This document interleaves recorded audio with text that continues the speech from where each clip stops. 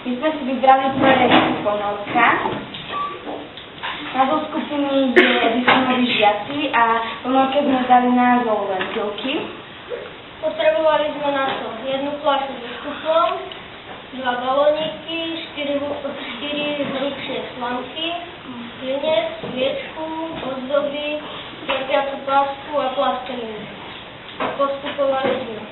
Poprvé, nahrali sme si hlinec a spravili sme 3 dierky do fľaše. Potom sme spravili ďalšie dve menšie dierky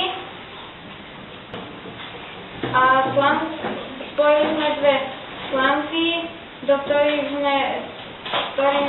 sme pripojili balónik a hadičky, tu sú slamky a hadičky sme primontovali v fľaši.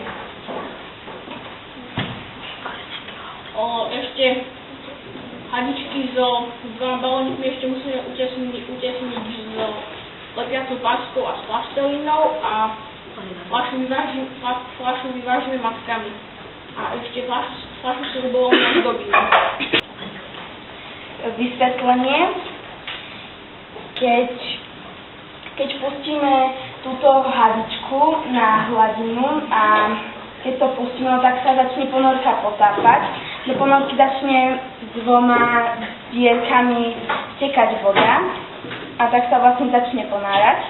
Keď nafúkneme tieto 2 balóniky, začne sa postupne vynárať a keď nebola poriadne vynorená, tak ešte fúkneme do nej